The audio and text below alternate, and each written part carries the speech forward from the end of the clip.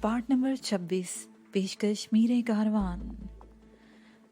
मज़ीद किताबों के लिए हमारे इस चैनल को सब्सक्राइब करें, लाइक करें और शेयर करें। क्या बात है ऑफिसर, ये पागल कौन है? मैंने सब इंस्पेक्टर से पूछा। ये पागल नहीं, कातिल है। 2 जवान लड़कियों का मर्डर कर चुका है।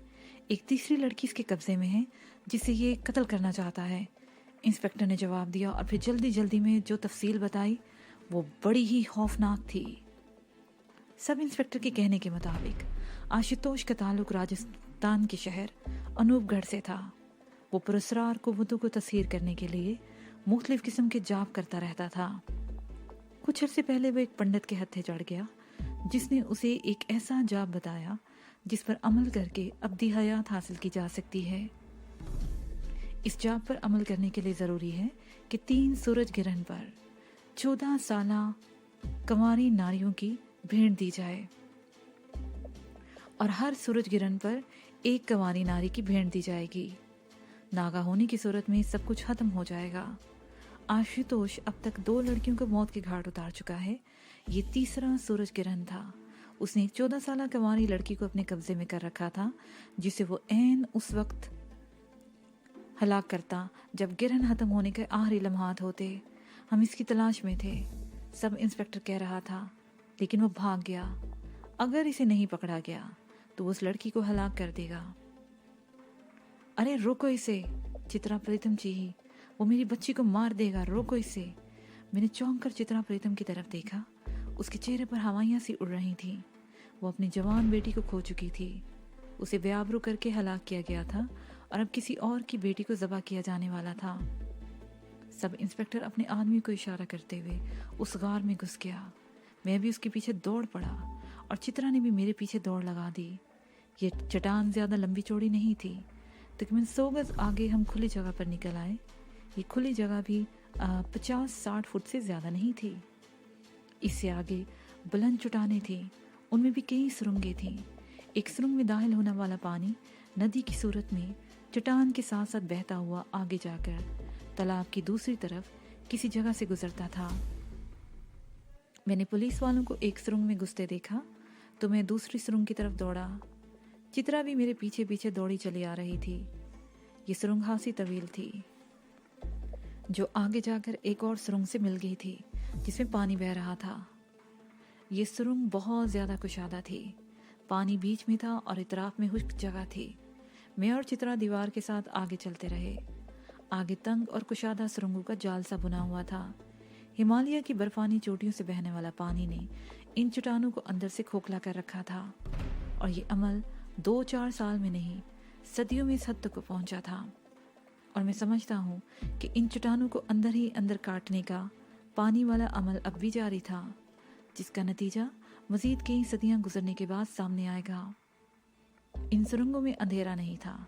कहीं कहीं चट्टानें टूटी हुई थी और मध्यम रोशनी सुरंगों के अंदर में पहुंच रही थी। पानी बड़ी तेजी से उन सुरंगों में बह रहा था। पानी की रफ्तार और उसका शोर आसाब पर दहशत तारी कर रहा था। बाद सुरंगों में तो पानी इस कदर ज़्यादा था कि उनमें दाखिल होना अपने आप को मौत के हवाले कर देने के मुतरादिफ था। ऐसी जगहों पर हमें रास्ता बदलकर किसी और सुरंग में दाखिल होना पड़ता। पुलिस वालों के बारे में मैं कुछ नहीं कह सकता था कि वो किस तरफ चले गए थे, और मैं यही सोच रहा था कि आशुतोष के पीछे आकर मैंने कोई गलती तो नहीं की। लेकिन मैंने इस ख्याल को जहन से झटक दिया, एक लड़की की ज़िंदगी खतरे में थी। वो एक जनूनी के जुनून की भेंट चढ़ने वाली थी और शायद उसकी ज़िंदगी के चंद मिनट ही बाकी रह गए थे। मैं जल्द से जल्द आशुतोष को तलाश करना चाहता था, लेकिन हम इन सुरंगों की भूल भुलैयों में फंस कर रह गए।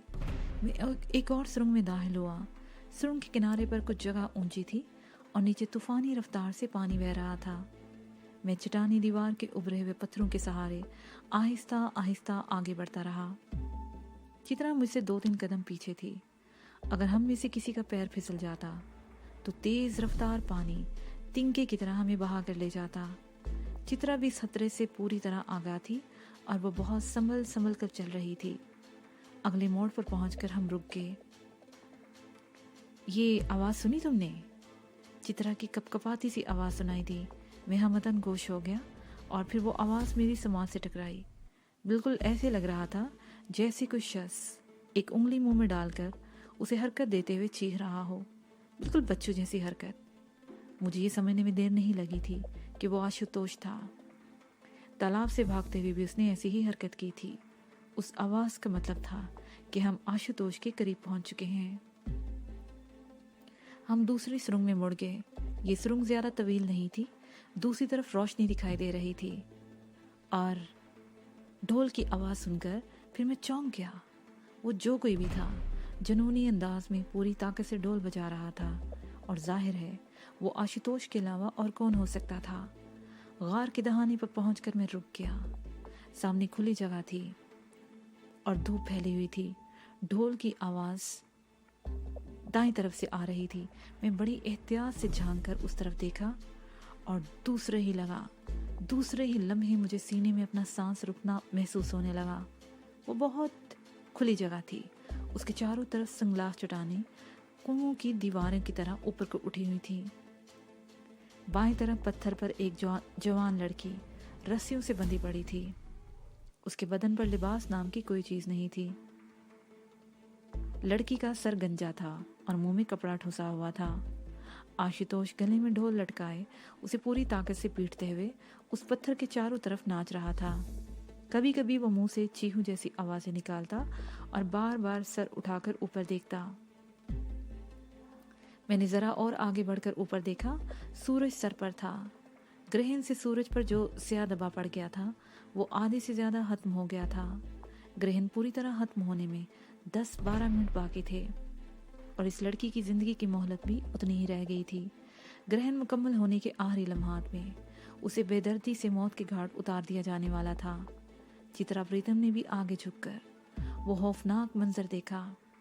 अगर मैं जल्दी से उसके मुंह पर हाथ न रख देता तो उसकी चीख आशुतोष को हमारी मौजूदगी से आगाह कर देती। मैं मुहतात निगाहों से इधर उधर देखने लगा। सामने वाली बास सुरंगों में तेज रफ्तार पानी के बहने की आवाज़ें सुनाई दे रही थी। लगता था किसी सुरंग के अंदर पानी बुलंदी से गिर रहा था। उस खुली जगह में थोड़े थोड़े फासले पर चंद बड़े पत्थर पड़े हुए थे।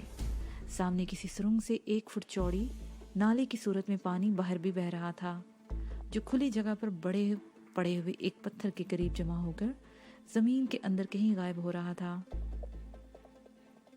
सूरत-ए-हाल का जायजा लेने के बाद मैंने चित्रा प्रीतम को सरगोशी में कुछ हदायत दी और आशुतोष ढोल बजाते हुए जैसे ही दूसरी तरफ मुड़ा, मैं सुरंग से निकलकर तेजी से दौड़ते हुए एक बड़े पत्थर के पीछे पहुंच गया और मुझे उससे आगे वाले पत्थर के पीछे पहुंचने का मौका मिल गया। अब मैं उस तीसरे पत्थर के पीछे पहुंच चुका था जिसके करीब सुरंग से आने वाला पानी जमीन में जज्ब हो रहा था। आशुतोष से मेरा फासला अब 10 गज से ज्यादा नहीं था। जैसे जैसे वक्त गुजर रहा था आशुतोष का जोश बढ़ता जा रहा था। पत्थर पर बंधी हुई लड़की के चारों तरफ ढोल बजाने और नाचते हुए वो बार बार ऊपर देख रहा था।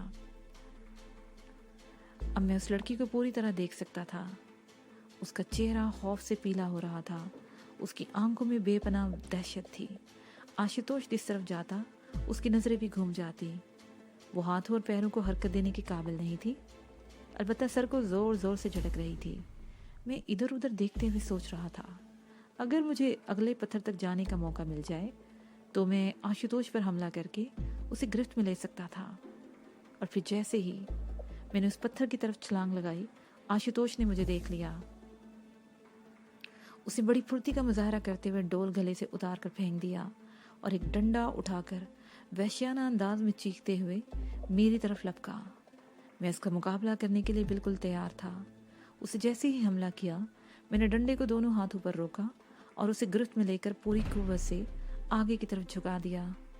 आशुतोष को शायद इसकी तवक्का नहीं थी। वो अपना तवाज़न बरकरार न रख सका और आगे को कलाबाजी खाता हुआ गिरा, लेकिन उसने उठने में भी बड़ी फुर्ती का मुजाहरा किया।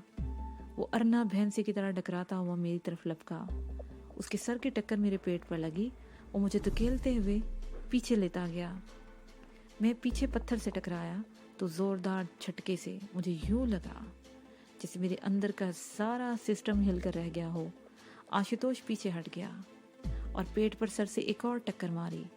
वो तीसरी टक्कर मारने के लिए पीछे हटा तो मैंने अपने आप को संभाल कर पूरी कुव्वत से उस पर हमलावर हुआ।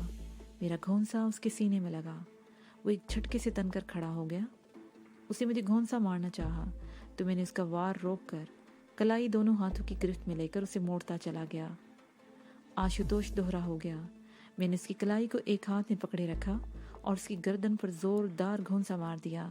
वो मुंह के बल नीचे गिरा, लेकिन उसके साथ ही उसने टांग चला दी। उसका पैर मेरे घुटने के पीछे लगा। मैं अपना तवाज़न बरकरार न रख सका और लड़खड़ाते हुए उसके ऊपर गिरा। उस दौरान मैंने चित्रा प्रीतम को सुरंग से निकलकर उस पत्थर की तरफ दौड़ते देखा जिस पर वो लड़की बंधी हुई थी। आशुतोष ने भी उसे देख लिया था। उसने मुझे उठाकर एक तरफ डाल दिया।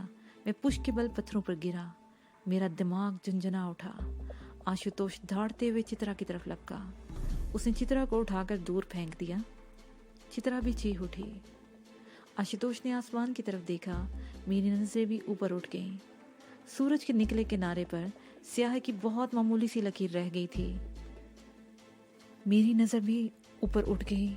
सूरज के निकले किनारे पर स्याही की बहुत मामूली सी लकीर रह गई थी। आशुतोष दोनों हाथ सीने पर बांधकर वैश्यों की तरह चीहा और पत्थर के दूसरी जानिब जाकर नीचे झुक गया। और जब वो सीधा हुआ तो उसके हाथ में चौड़े फल वाली तलवार देखकर मैं कांप उठा। फिर वो उस पत्थर की तरफ आ गया जहाँ पर पत्थर पर पड़ी हुई लड़की पर वार किया जा सकता था।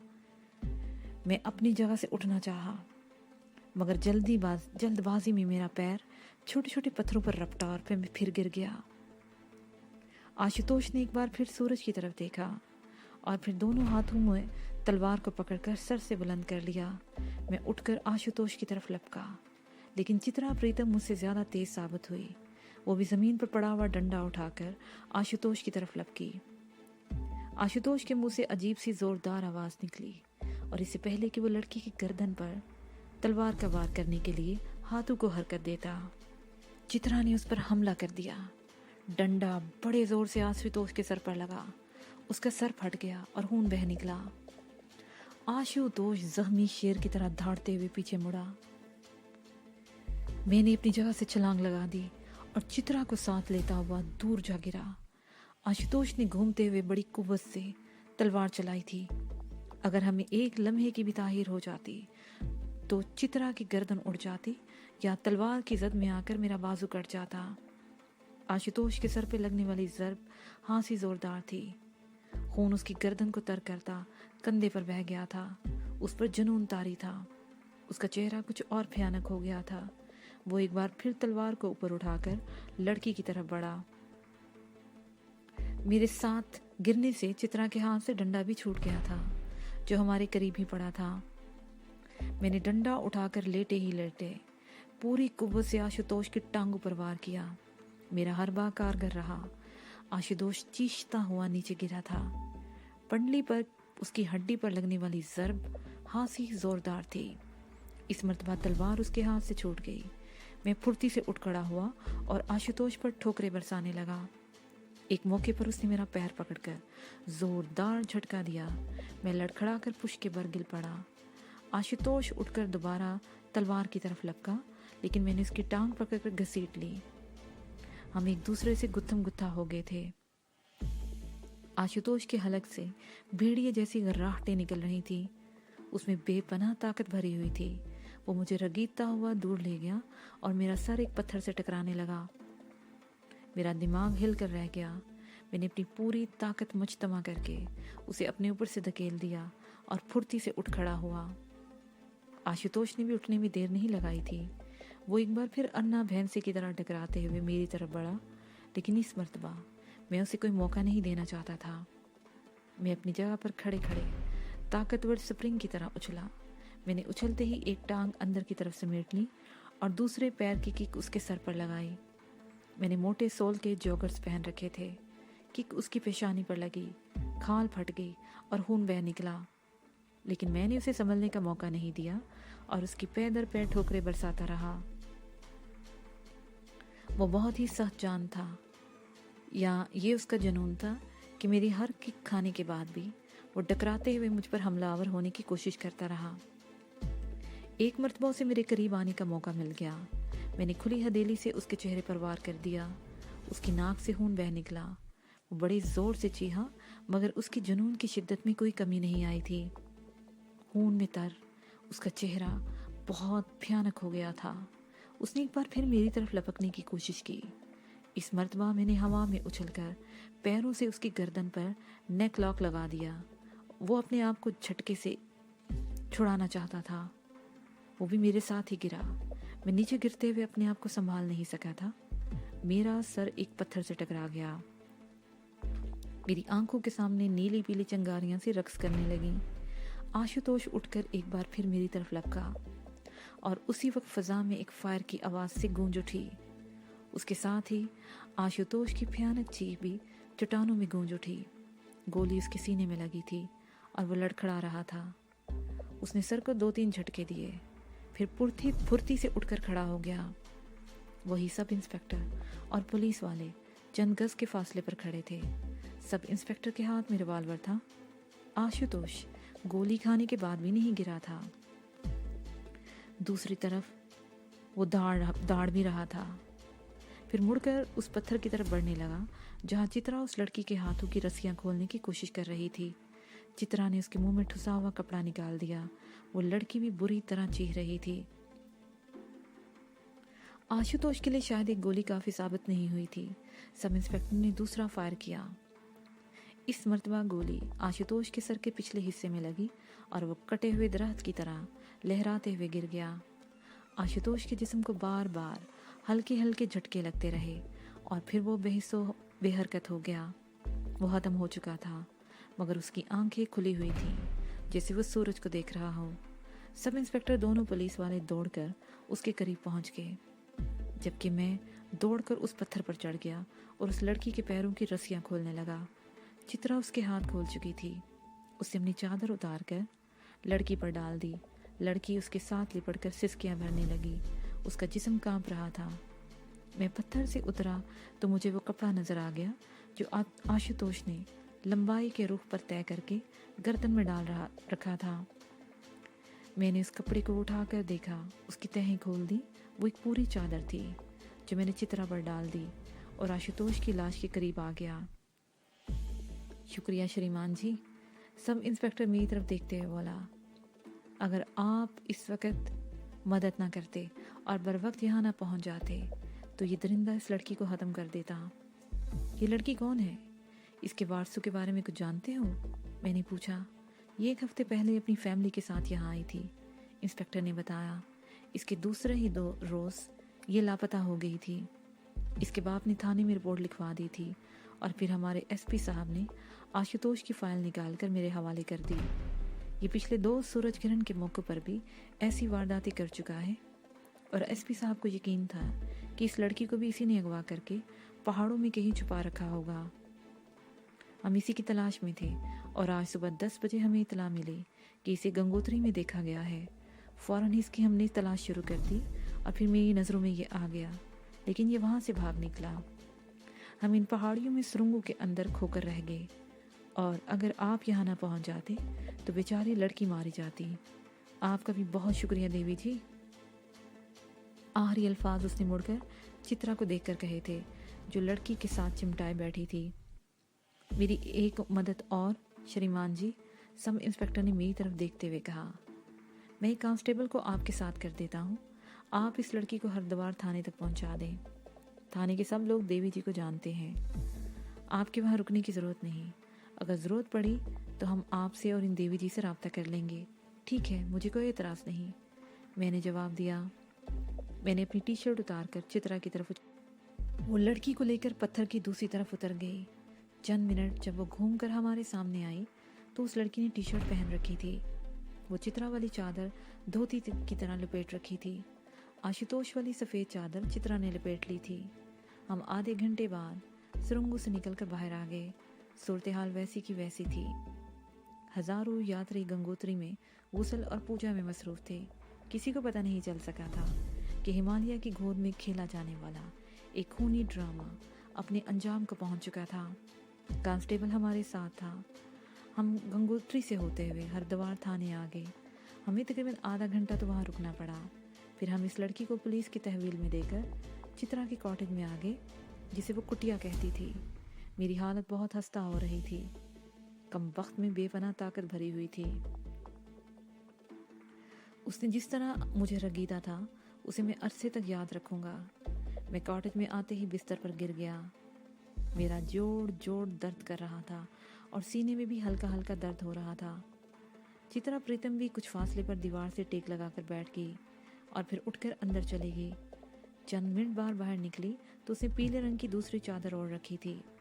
मैं चाय बनाती हूँ। खाना तो हमने कुछ भी नहीं खाया और ना ही खाने को जी जा रहा था। सर दुख रहा था। थोड़ी देर तक चित्रा प्रीतम आतिशदान के सामने पीढ़ी पर बैठ गई। इस वक्त 3 बज रहे थे। भूख वाकई नहीं लग रही थी, अलबत्ता चाय की तलब हो रही थी। मैं चित्रा प्रीतम की जानिब देख रहा था। 2 सालों में एक कंवारी लड़की को जिस तरह उसने ऐसे कुर्बान किया था, और अब भी 14 साल की एक कंवारी लड़की को जिस तरह उसने उठा लाया था, इस पर वो तड़प उठी थी। और वो कैसे बुरी तरह से चीख कर कह रही थी, इसे रोको, वो मेरी बच्ची को मार डालेगा। चित्रा अपनी बेटी की तो दुख को बर्दाश्त कर गई थी, लेकिन वो ये नहीं चाहती थी किसी और की बेटी के साथ भी ऐसा हो। फिर उसने लड़की की रस्सियों से खोल दिया और जिस तरह अपने साथ लपटाया था, वो मंजर भी मैं कभी नहीं भूल सकता था। चित्रा चाय बनाकर ले आई तो मैं दीवार से टेक लगाकर बैठ गया। चित्रा मेरे सामने बैठी हुई थी। पहले हम लोग उस लड़की के बारे में बातें करते रहे, फिर आशुतोष के बारे में बातें करने लगे। अगर हम इस लड़की को ना बचा लेते और आशुतोष उसको भेंट कर देता, तो क्या वाकई उसे हयाते अब्दी मिल जाती? वो मौत को शिकस्त दे देता? मैंने चाय की चुस्की लेते हुए पूछा। कोई कुछ नहीं कह सकता, ना ही कुछ कहा जा सकता है, चित्रा ने जवाब दिया। लेकिन इतना जानती हूँ कि हमारे ये हिंदू पंडित और पुजारी पुरस्कार कुव्वतें हासिल करने के लिए जॉब करते रहते हैं। ये सिफली अलूम के माहिर होते हैं।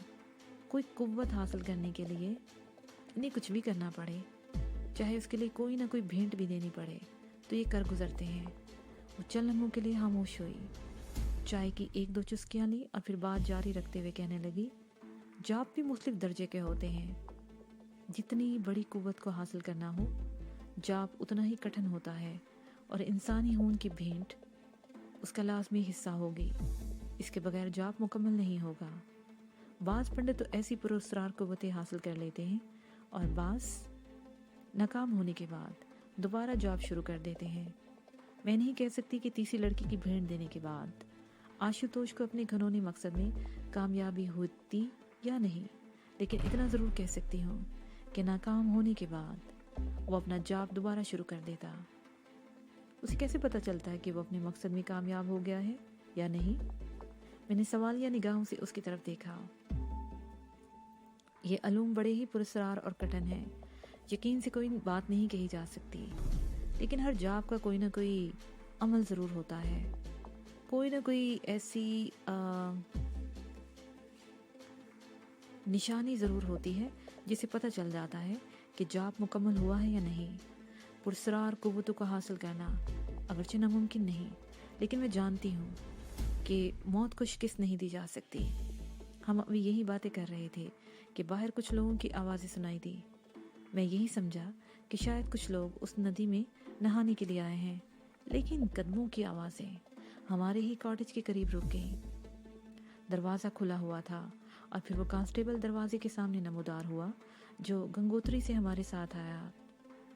चित्रा देवी जी, कुछ लोग आपसे मिलने आए हैं, उसने अंदर झांकते हुए कहा। और फिर 4 अफराद अंदर आ गए।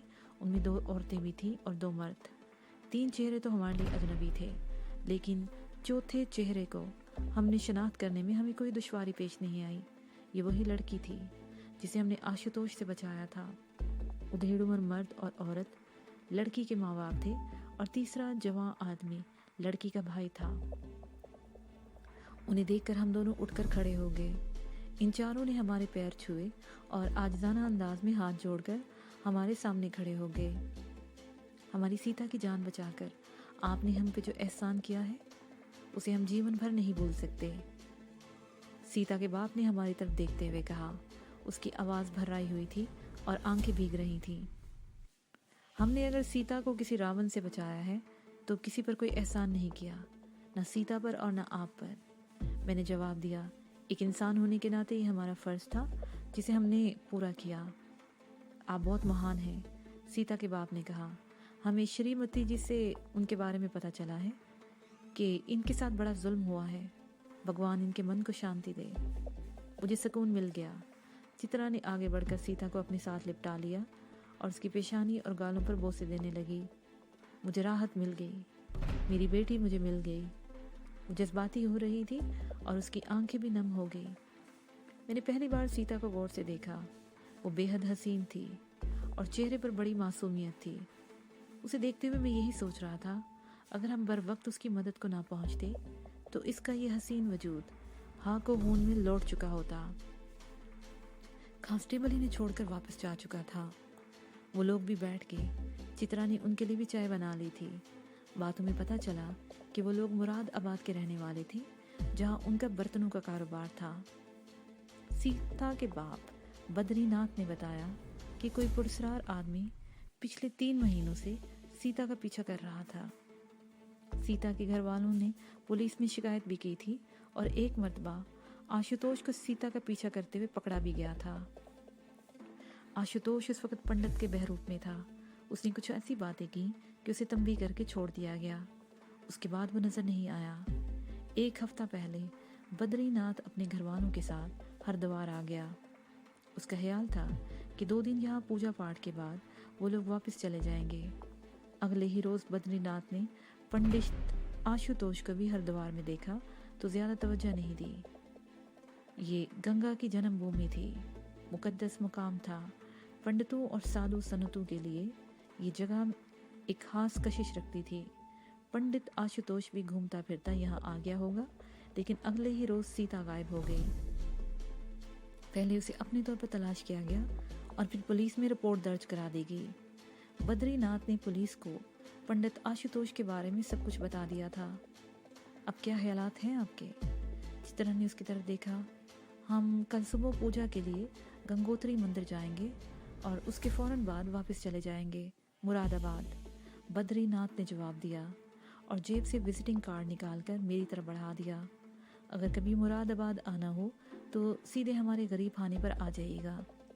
और फिर उसने जेब से नोटों की एक मोटी सी गड्डी निकालकर हमारे सामने रख दी। हम आपके एहसान का बदला तो नहीं चुका सकते, एक छोटी सी भेंट कबूल कीजिए।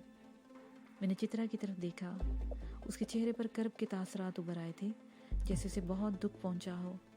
मैंने नोटों की गड्डी उठाकर बद्रीनाथ के हाथ में थमा दी। हमने किसी लालच में आपकी बेटी की जान नहीं बचाई।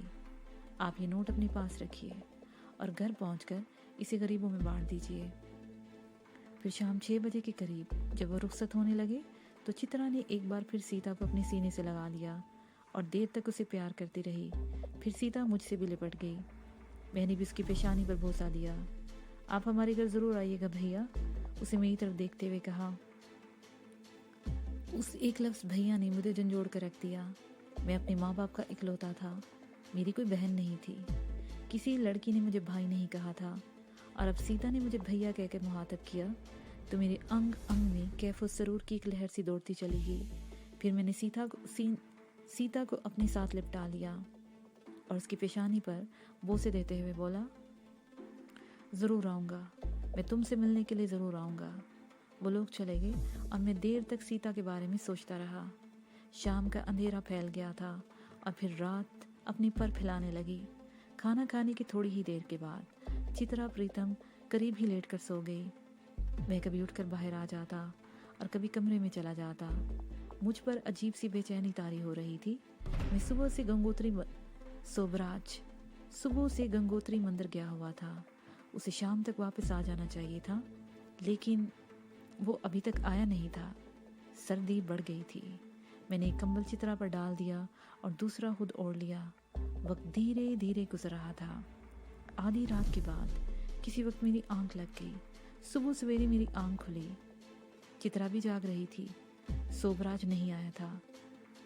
मैंने थोड़ी देर इंतज़ार किया और फिर सोबराज की तलाश में निकल खड़ा हुआ। मेरा रुख गंगोत्री मंदिर की तरफ था। अभी सूरज तलो नहीं हुआ था। जगह जगह हिंदू यात्री पूजा में मसरूफ थे। गंगोत्री मंदिर से तकरीबन 500 गज दूर एक जगह चंद लोगों का जमघटा लगा हुआ था। मैं गैर इरादी तौर पर लोगों को इधर उधर हटाते हुए आगे बढ़ रहा था और फिर उसी ही लम्हे मेरा दिल उछलकर हलक में आ गया। जमीन पर सोबराज की लाश पड़ी थी। पेट में खंजर से चिरा हुआ था। उसका गला भी चिरा हुआ था। उसकी आंतें बाहर को निकली हुई थी। उसके जिस्म के दूसरे हिस्सों पर भी लातदार जख्म थे। लाश के आसपास कहीं भी खून का एक कतरा तक नहीं था, जिसका मतलब है किसी कहीं और कत्ल करके लाश यहाँ फेंक दी गई थी।